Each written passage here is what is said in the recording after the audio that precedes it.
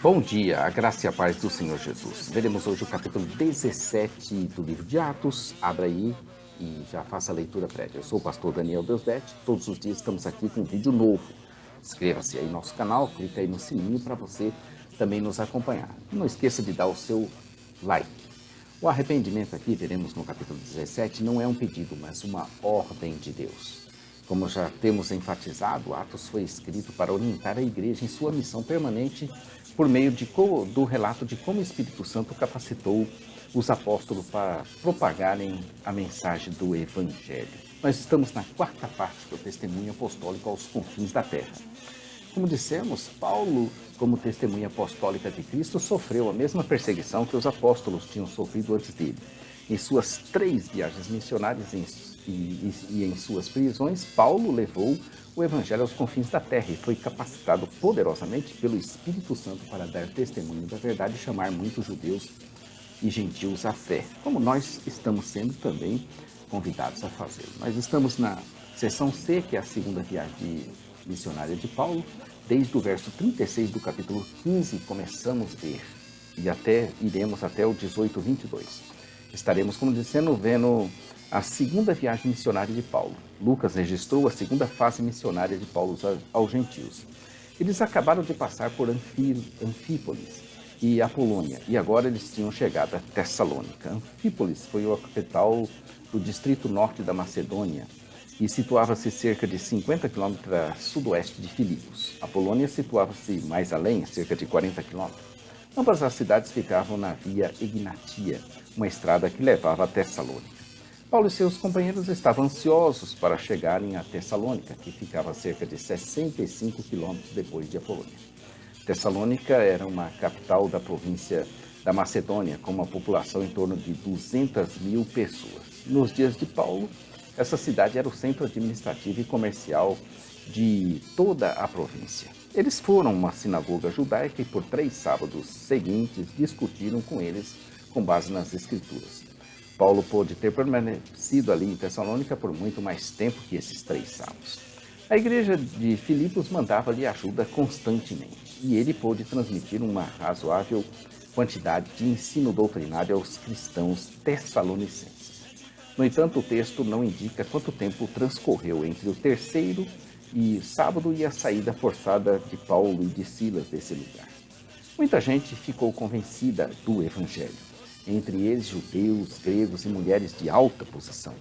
Isso causou inveja nos demais judeus, que reuniram homens perversos entre os desocupados para incitarem a multidão.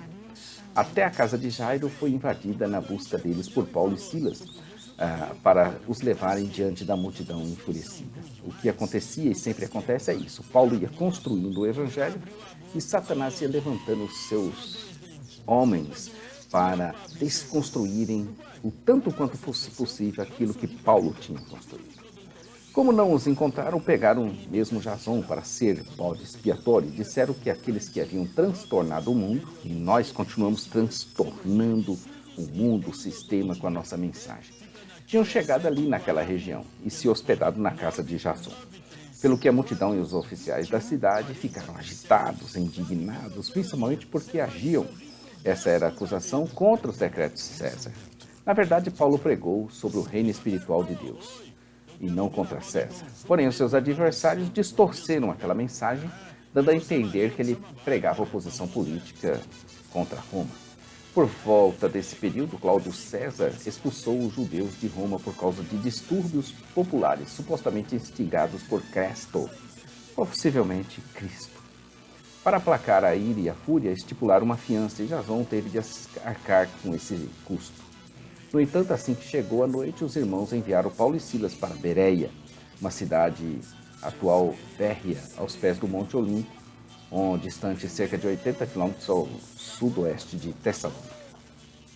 Já os bereanos eram mais nobres que os de Tessalônica, porque receberam com entusiasmo as palavras de Paulo. E não só entusiasmo, mas eles também conferiam nas Escrituras para ver se era realmente procedente o que Paulo falava. Eles examinavam tudo, toda a fala de Paulo e as Escrituras todos os dias. Os judeus de Bereia comparavam os ensinos de Paulo com as Escrituras, desse modo estabelecendo um bom exemplo para a igreja ao longo da história, que todos nós possamos ser crentes bereanos. Novamente, os judeus invejosos de Tessalônica agitaram a multidão e passaram a perseguir Paulo e Silas na Bereia, sempre com a mesma estratégia maligna de agitar e alvoroçar a multidão.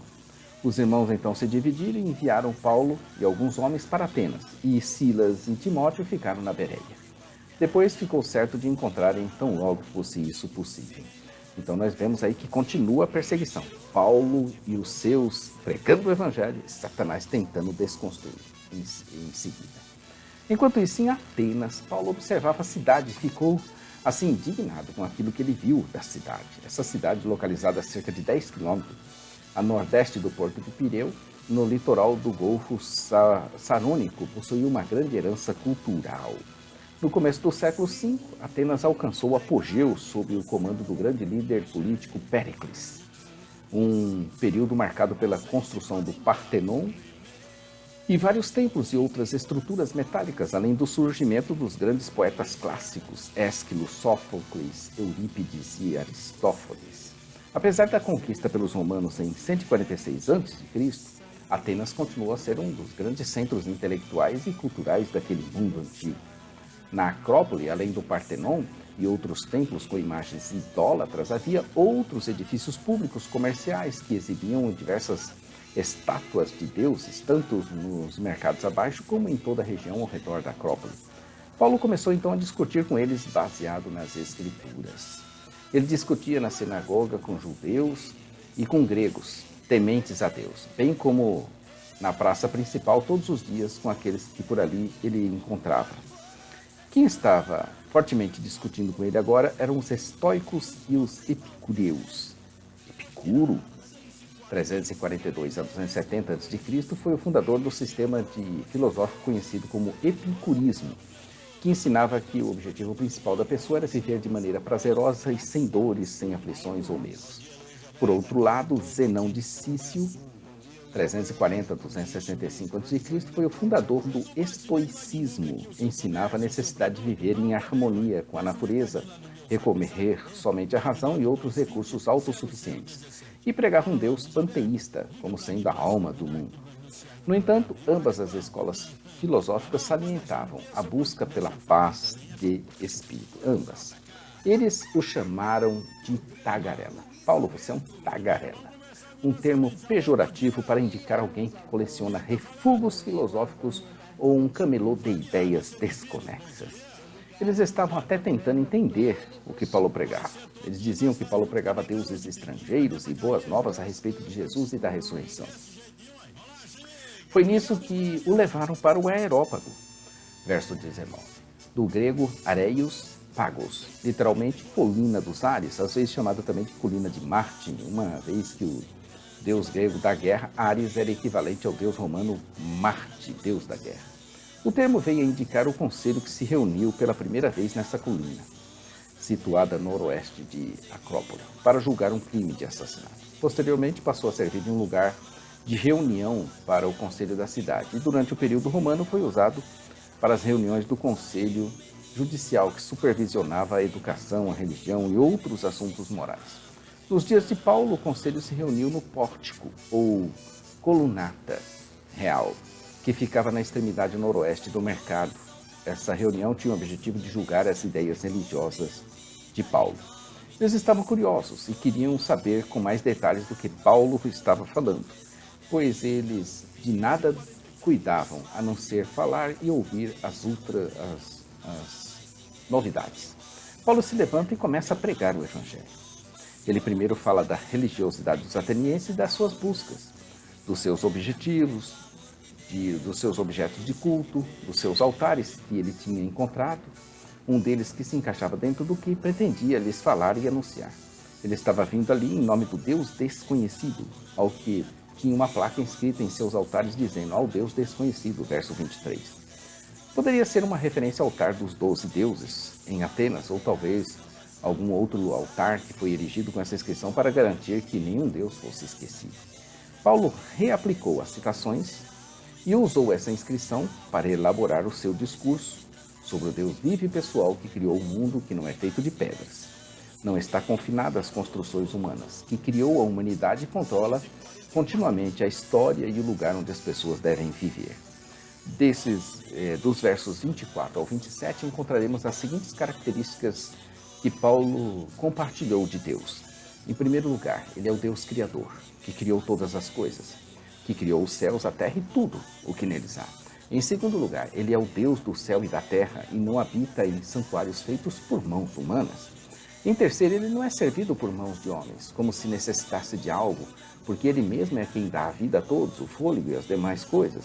Em quarto lugar, de uma só vez ele fez todos os povos para que povoassem toda a terra, tendo determinado assim os tempos anteriormente estabelecidos e os lugares exatos em que deveriam habitar.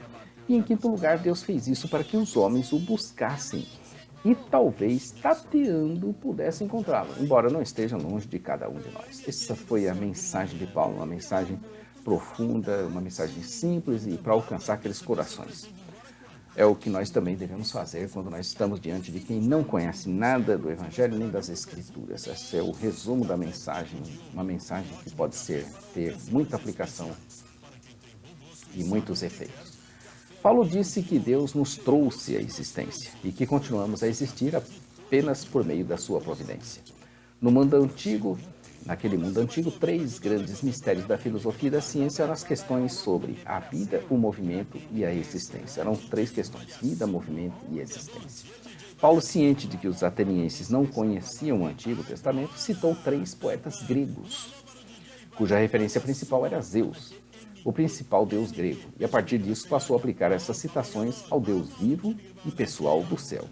Primeiro, Paulo citou um texto da obra Crética, atribuído ao poeta cretense Epimênides, de 600 a.C. Ele diz: pois em ti nós vivemos e nos movemos e existimos. Em segundo lugar, Paulo citou Cleanto, de 331 a 233 a.C., em sua obra Hino a Zeus, 4, e o poeta siciliano Arato, em sua obra Phaenomena, 5, que está escrito: pois nós também somos sua descendência. Apesar das ideias distorcidas que os pagãos têm a respeito de Deus, demonstram conhecer alguma coisa sobre ele. Isso está em Paulo mesmo vai falar isso em Romanos 1, 20 e 21, versos 20 e 21. Deus não levou em conta os tempos da ignorância, mas agora ordena a todos os povos em todos os lugares que se arrependam. Ou seja, Deus levou em consideração o limitado conhecimento que os atenienses tinham sobre ele. Porém, nesse momento, Paulo estava revelando a verdade acerca do Deus vivo e eles estavam sendo chamados a se arrependerem dos seus pecados. Assim sendo, Deus estabeleceu um dia também em que há de julgar o mundo por meio de um varão que ele destinou. No dia do julgamento final, a rejeição dos atenienses ao homem que Deus destinou resultará numa derradeira e justa rejeição por Jesus.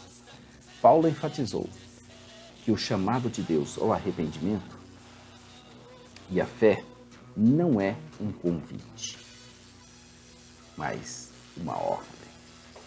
Até o ponto em que Paulo falou da ressurreição dos mortos, eles o ouviram. Depois, não mais. Alguns zombaram disso. Outros deram desculpa a respeito disso. Depois a gente te ouve, ou seja, nunca mais iremos te ouvir. Paulo então ausentou-se deles. Também houve os que creram e se juntaram a eles. Entre os novos crentes, um que se chamava Dionísio, membro do Areópago, e também uma mulher chamada Dâmaris, e ainda outros com eles. A palavra pregada tem esse efeito duplo. Ela amolece a cera e endurece o barro. O sol é o mesmo, mas o efeito que ele tem sobre a cera é derreter a cera. Mas o efeito que ele tem sobre o barro é endurecer o barro. E aí está Paulo colhendo os seus primeiros frutos dentro daquelas pessoas. E elas iriam continuar a missão de espalhar o Evangelho para aquela gente.